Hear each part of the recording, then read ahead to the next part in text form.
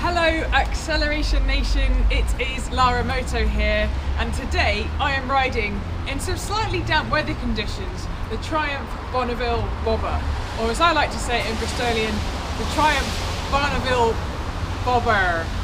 Yeah, I really can't do accents. But anyway, I've got a lovely review to share with you today, albeit a slightly wet one. But if you are new here, why not subscribe to my rides? Just click on that subscribe button and ring that bell. And if you're coming back, thank you so much for coming back. Give this a share, I'd be super grateful. Let's go for the review.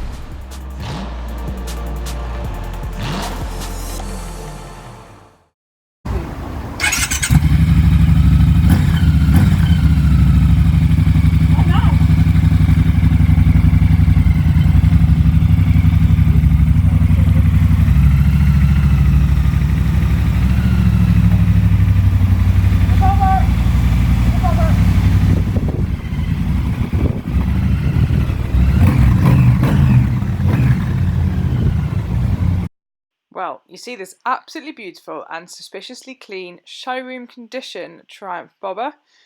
This is before I took it out in the wonderfully wet weather conditions around south of Bristol, and it did not go back in the same condition. This caused great amusement when I had to hand it back to the Fowlers team. Bye, Triumph. Poor Bobber. Dirty bobber. You dirty Bobber. Dirty bobber, you.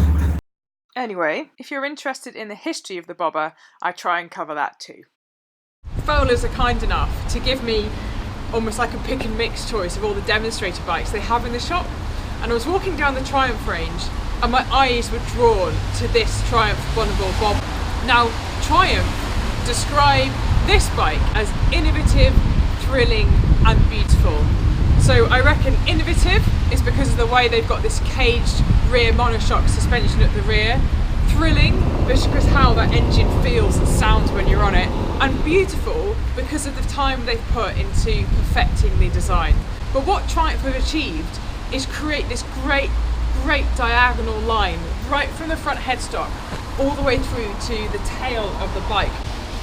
It really helps the bike's presence and muscular attitude.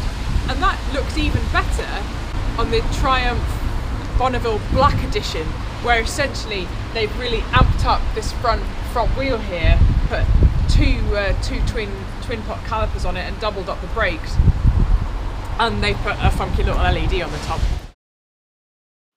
Being new to the cruiser world, well, it meant that the riding style was really different from what I'm used to. I'm like more of a race bike type, head forward, head down, a revvy position, whereas the cruiser, it's all about style and comfort. And so I took a little bit of getting used to. I had to stop resting my feet on the bottom of the exhaust manifold and actually put them further forward so they sit on the pegs. It almost decelerated me in a way, unless there's a bridge, obviously, where you're cordially obliged to blap it, but I just enjoyed relaxing during the scenery as I worked my way up this valley here. It was really good. Because you're sat bolt upright, I did find it a little bit jerky on my lower back, and I guess I'd have to get used to that riding position, but the suspension was compliant enough. With a 9-litre tank, you wouldn't be riding it for that long anyway. By my right foot, you might have noticed the flappy tag off the ignition key, which is quite a fun feature that exists on the Bobber. Try and get this in. Quite an unusual position, but adds to one of those idiosyncrasies about owning a Bonneville Bobber. It does the revvy needle thing too. It has been a pretty wet day reviewing the Bobber, so I don't think I really got to feel all of its power. But in rain mode, I really wasn't intimidated by the throttle, and that soft, steady torque response was really confidence inspiring. What does the term Bobber really mean? Well, it actually refers to a way of customising your bike post-World War II, where they took some relatively standard cruisers and modified them to make them more muscular, to make them lighter, make them appeal more aggressive, and add an individual style to that rider or owner.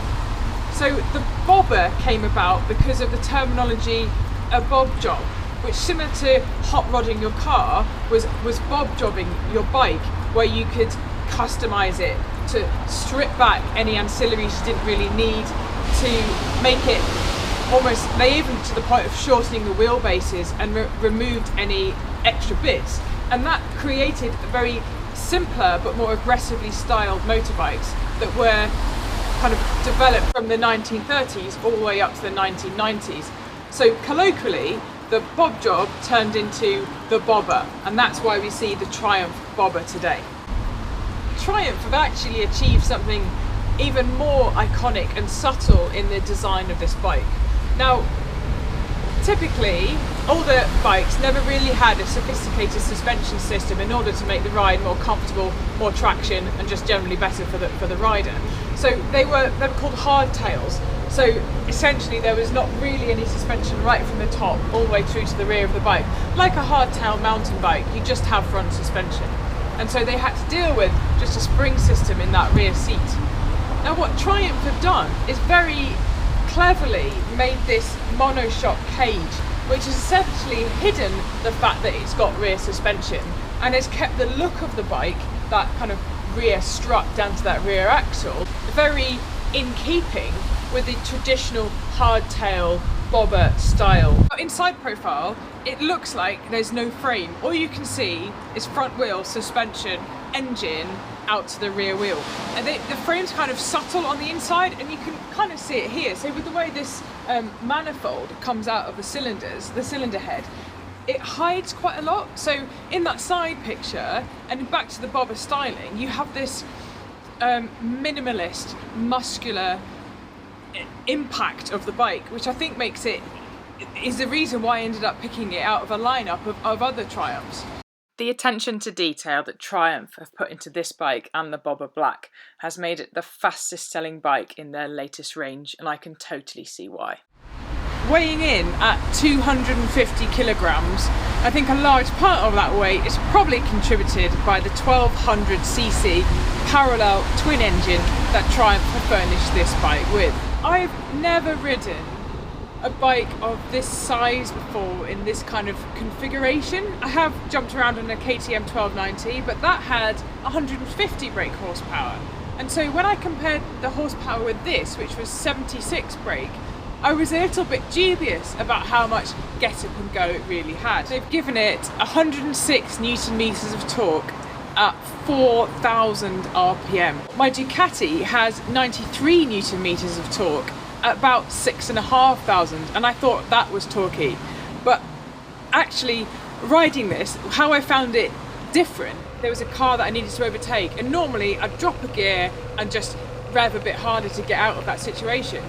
But actually all I had to do was just pull the throttle. Didn't need any gear changes or rev changes. It just drove, it just used that low down power and pumped its way around that car. Another credit to this engine's smoothness as you pull to accelerate is because it's got a 270-degree offset crank ankle. Crank ankle? What is a crank ankle? I've got a cranky ankle.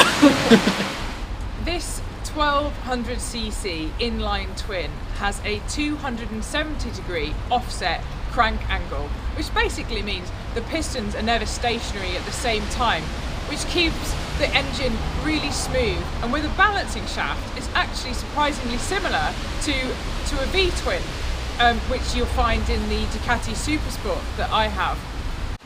Having an inline twin is pretty ideal because you've got one cylinder head. It keeps the bike and the engine nice and simple and compact, and helps with keeping it smaller to fit in the frame, and also suits the minimalist style that you find on these Triumph Bobbers. This engine also has the single overhead cam system, which basically means it's one camshaft dealing with the 8 valves that these 2 cylinders require. Finally, I've enjoyed how it's made me feel, and that's often the reason why people buy motorbikes, is that thrill and that excitement and that difference. And when I'm riding it, you feel like a little bit of a legend. I don't know if that's because any cruiser makes you feel like that, and it's a bit egotistical, but I feel like a hero on it. I like the wide bars. I've never had like my feet in front of my knees before in that sense on a motorbike before, and I like how that feels, and I like how you dominate the road on it, and so I'm looking forward to trying to ride a different custom style, a different cruiser style in the future because of being introduced to it in this particular model. I have very much enjoyed my first Bobber experience, and I hope you have enjoyed this review. If you are new here, why not subscribe to my rides? Click on that subscribe button and ring that bell. And if you're coming back, thank you for coming back to watch another one of my reviews. Why not give this a share, and we will see where it takes us. Thank you and goodbye.